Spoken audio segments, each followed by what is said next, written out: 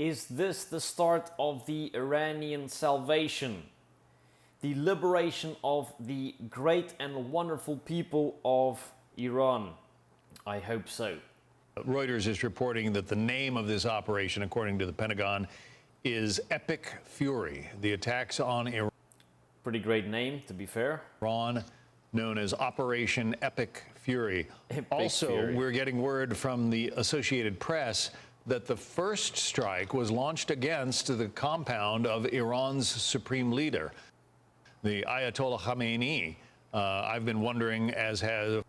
So they just went straight in, right at the supreme leader, aiming for headshots. They're not playing around over here. They want to send a clear message. They want to be decisive, and I'm sure they don't want to hang around for a long time. They want to be very quick, brief, brutal, and be out of there and change the regime in this case. Our other correspondents about the daytime nature of this attack. We had expected, if there were going to be kinetic action, that it would take place at night. But this was a daytime attack. It began around 10 in the morning in Tehran. And apparently the first target was the compound belonging to the Ayatollah. So perhaps they had some information. The Israelis have incredible intelligence about the movements of opposition leaders.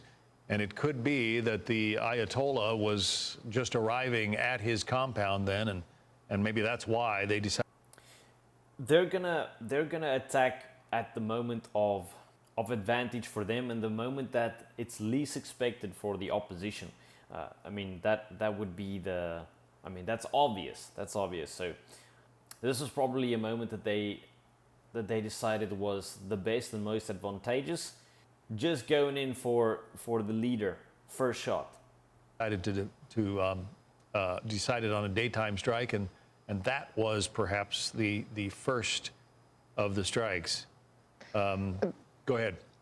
John, based on conversations that I've had with officials over recent weeks, the targets and the timing of these strikes, this has been planned for some time. And I think when you're talking about this many pieces that have to be coordinated, both between two countries, as well as the naval, the air assets involved, and the They've certainly been planning this strike for a long time. People who've been in the loop on this information and the tensions in Iran have been saying that this is probably the week that it would happen.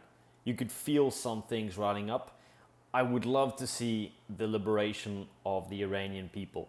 The Iranian people have an immense history, are a highly educated group of individuals and a wonderful people, a nation of much history, the Persian nation. In terms of the history of Western society and in terms of the last 3,000 years of history, especially in that area, they are one of the key cultures that have produced wonderful people. And even today, their people persist with great ideas. I think they're in dire need of some form of salvation. They need to. I think the fact that their people are under such a suppressive regime that is oppressing them. This is one of the great sadnesses, I think, of modern times. We don't speak about it enough, but the Iranians, their Persian history, the education of the people, and also just what those people could bring to themselves and to the world. I think we forget about the sadness of this situation, and I truly hope that they can find a way to self-determination. They deserve a fresh start. They deserve to be given a chance at representing themselves in a modern society.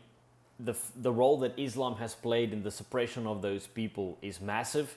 Their liberation would be one of the great victories of modern times, of liberating a people.